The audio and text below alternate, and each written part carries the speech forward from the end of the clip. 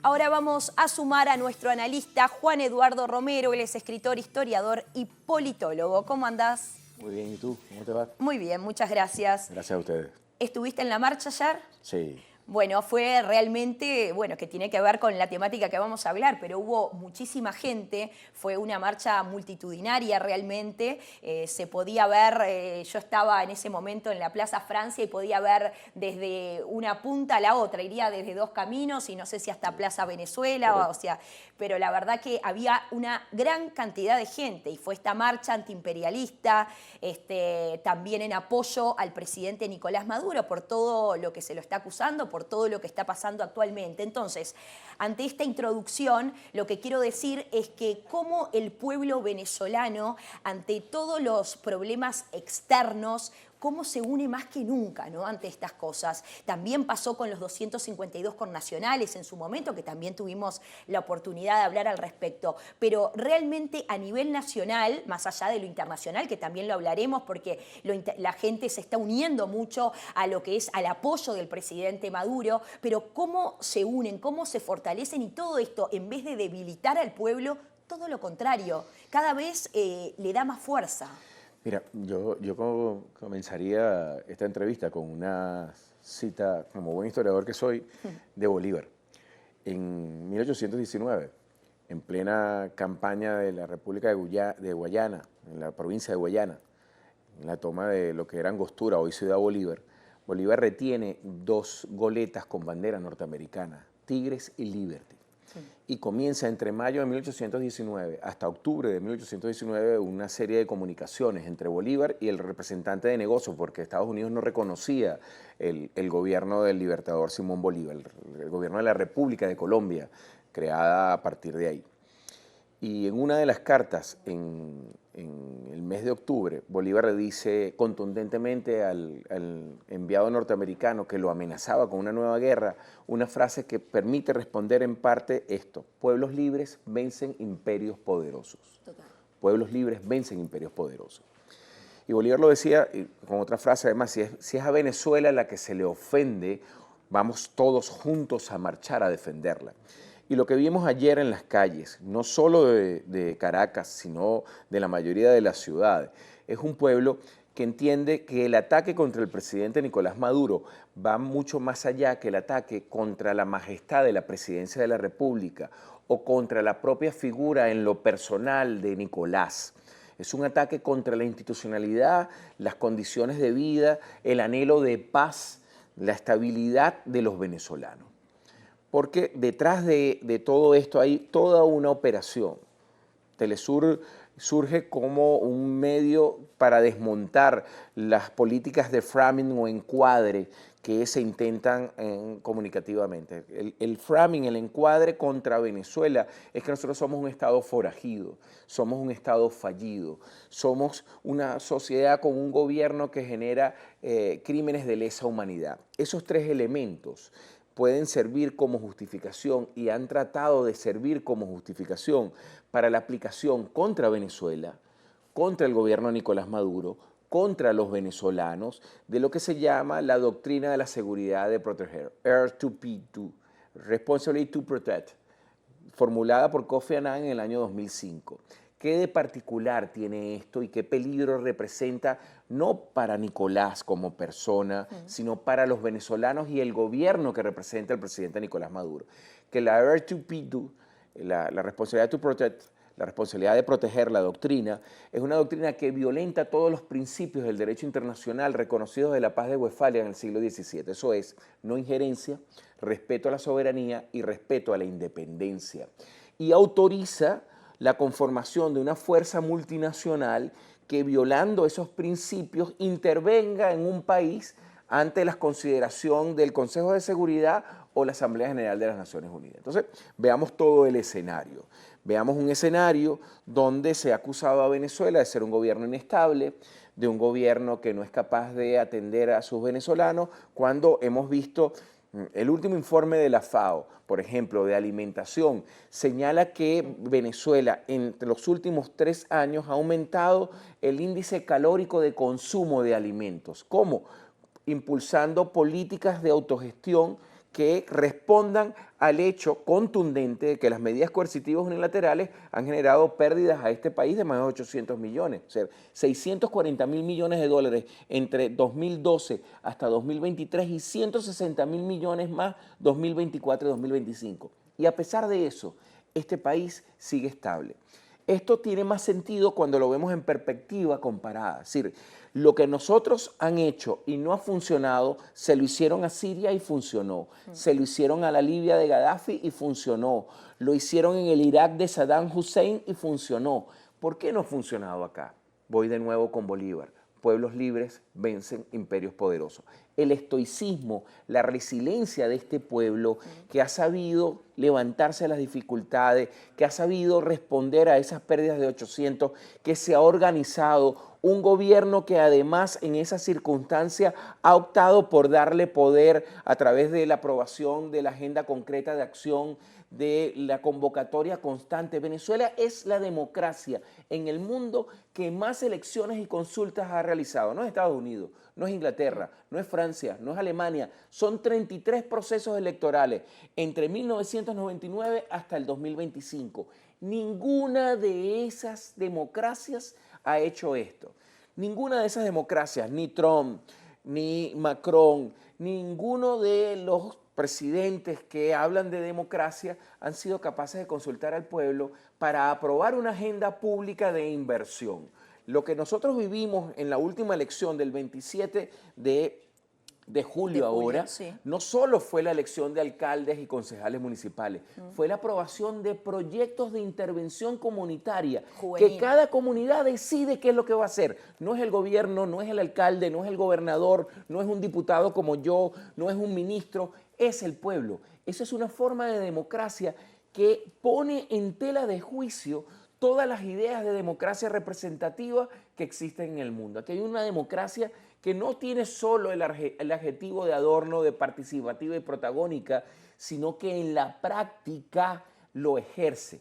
Y por lo tanto, eso es un peligro geopolítico. Es decir, veamos el caso de Trump, un neofascista, posfascista, fundamentalista, que persigue, que viola, y entonces además ahora asume una actitud terrible a través de la estructura de gobierno. Es echar por tierra todo el sistema internacional de valores y de respeto a la condición presidencial, porque les guste o no, el presidente Nicolás Maduro es el presidente constitucional y por lo tanto tiene derecho a definir una política internacional, tiene derecho a defender la soberanía del Estado, tiene derecho a defender los intereses de los venezolanos. Y eso significa no plegarse a los intereses de Estados Unidos.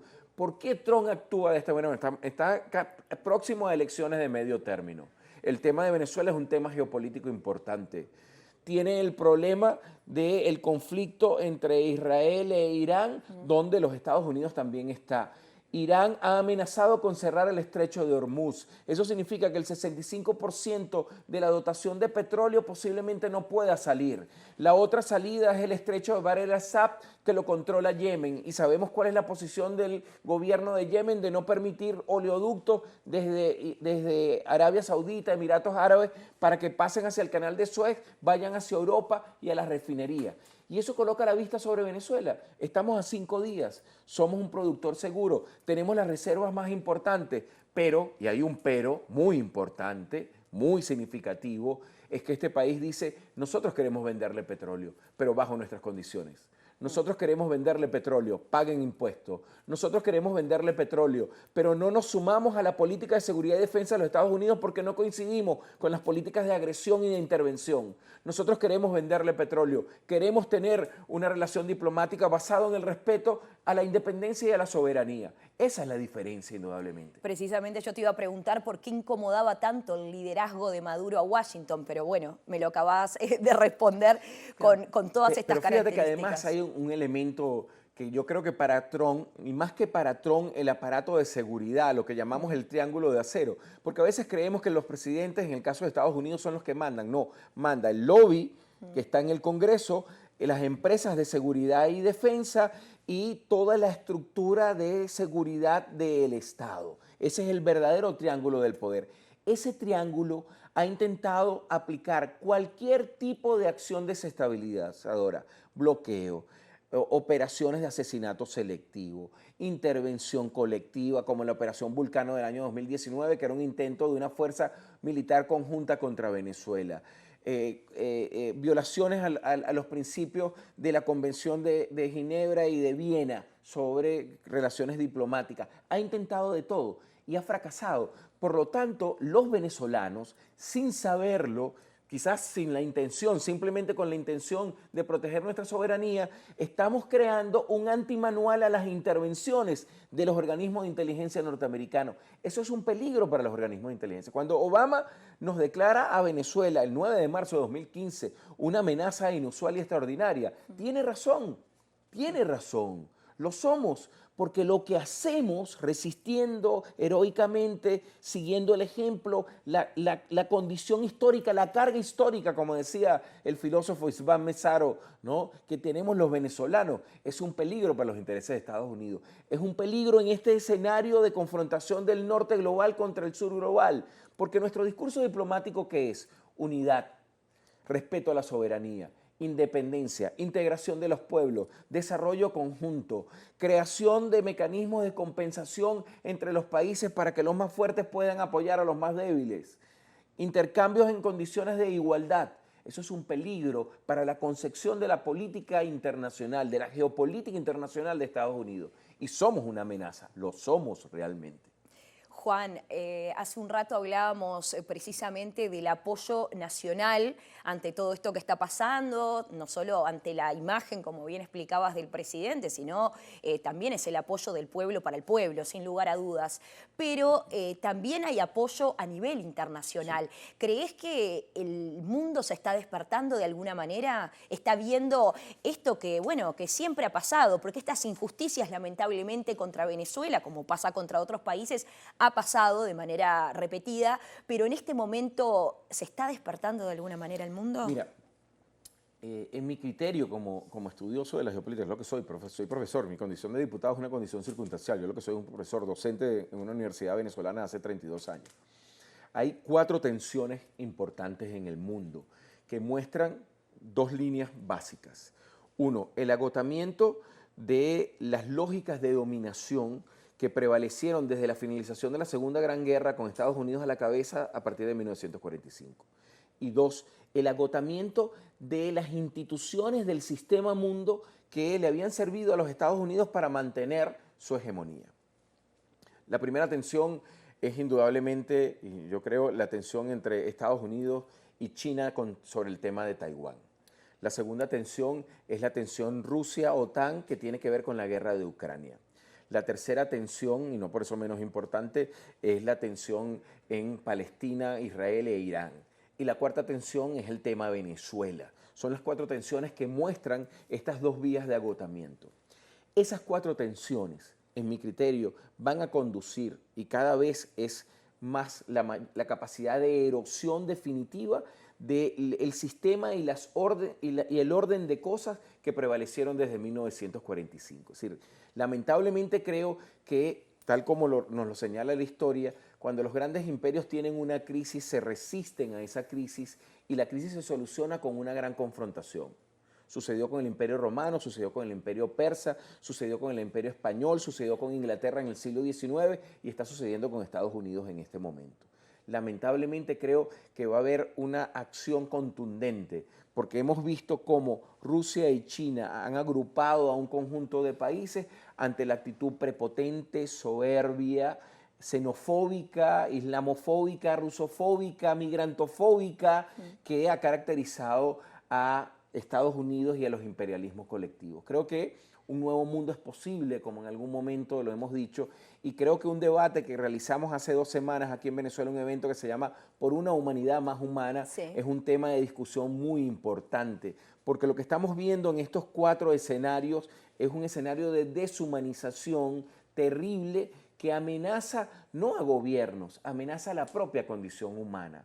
Y por lo tanto, yo terminaría con una frase esperanzadora. Hay un poeta español víctima del fascismo de Franco, Miguel Hernández, que decía: siempre hay ruiseñores que cantan en medio del humo de la metralla. Nunca lo olvidemos. Qué buena frase esa, me gustó. Para ir concluyendo un poco la entrevista, también una de las cosas que elogió el presidente Nicolás Maduro es el papel que juega la unión tanto cívico, militar y policial, ¿no? Este papel en frenar también los planes desestabilizadores de alguna manera. Me gustaría que, como este es un canal internacional y hay mucha gente que de repente no sabe cómo funciona acá, explicar un poco porque es algo muy enriquecedor esta unión de estas tres patas y de la manera que funciona. Claro, mira, lo primero es entender, para los que nos siguen internacionalmente, que la Constitución de 1999 introdujo una gran variación en el tema de la seguridad y defensa. La Constitución del 61 y todas las constituciones antecesoras, que son 25 constituciones antes del 99, señalaban que la seguridad y defensa era un tema exclusivo de los militares. La Constitución del 99 dice que no, es un tema de corresponsabilidad entre militares y civiles, es lo primero. Luego, a partir de la aprobación de la Ley Orgánica de las Fuerzas Armadas Nacional Bolivariana que aprueba el presidente Chávez, se crean lo que se llaman regiones de defensa integral y zonas de defensa integral. A estos, que son regiones militares, con una presencia importante militar, se le agrega el componente policial, que es el componente en el territorio a nivel de orden público. Y se le yuxtapone, a partir de lo que sucedió entre el año 2002 y 2004, el tema de las milicias. Las milicias son organizaciones territoriales donde civiles son preparados para lo que llamamos lucha armada y lucha no armada. Es decir, la lucha armada ante un escenario de invasión o de agresión, se crean las unidades populares de defensa integral, que son unidades en el territorio, y para la lucha no armada, es decir, lucha en tiempos de paz, se hacen labores de inteligencia, de prevención, etc. Cuando tú ves esa estructura, entonces tienes a un ejército venezolano que tiene unos 250 o más de 300.000 hombres en armas legalmente y tiene una estructura de milicianos de más de 4 millones de venezolanos. Yo soy capitán de milicia, soy coordinador de una unidad popular de defensa territorial. Bien. Y esa hace inteligencia. Entonces, eso es lo que ha permitido que en algún momento en el año 2020 detectáramos un intento de introducción de fuerzas armadas paramilitares para atentar. Es lo que ha permitido desenmascarar intentos de asesinatos selectivos. Es lo que ha permitido contener acciones de introducir detonantes y explosivos como el que acabamos de descubrir en Maturín, ¿no? Y eso es una inteligencia que no cualquier país lo tiene. Por eso que yo decía que somos una amenaza inusual extraordinaria, porque ese sistema defensivo territorial es un sistema defensivo que no está basado únicamente en los militares, sino que tiene un componente. Además, esto no es una inventiva propia, es lo que hizo Bolívar en la Guerra de Independencia, es la experiencia que tomamos de Ho Chi Minh en la lucha de Vietnam, es la experiencia que tomamos de la Revolución Cubana en 1959, es una experiencia que está ahí en el mundo, ¿no? Y que ha dado resultado y que nosotros la hemos adaptado a nuestra propia realidad histórica y doctrinal. Y eso es nuestro mejor escudo, es nuestro mejor escudo. Vuelvo de nuevo con Bolívar. Pueblos libres vencen imperios poderosos, no se les olvide. Para ti, ¿cuál es el punto principal, la fortaleza más grande que tiene esta Venezuela, que bueno, en cierto aspecto lo estuviste hablando, pero que tiene porque siempre se la quiere desestabilizar, pero siempre continúa al firme, siempre continúa de pie? Mira, yo soy estoico, un tipo de filosofía que entiende la vida como qué haces ante la dificultad. Yo creo que el pueblo venezolano es estoico también. Es decir, es un pueblo que en vez de darse por vencido, en vez de bajar los brazos, cada vez que recibe un golpe avanza con orgullo, con esperanza, con sonrisa, con felicidad, organizándose, aprendiendo de sus errores, ¿no? Y eso es lo que ha permitido que nosotros resistamos. Claro, hay un componente, lo decía, la carga histórica nuestra, la condición de caribes, lo que nosotros representamos en la conquista española, las formas de resistencia, lo que nosotros hicimos para derrotar al Imperio Español en el siglo XIX es indudablemente una respuesta que nosotros la tenemos en nuestro ADN.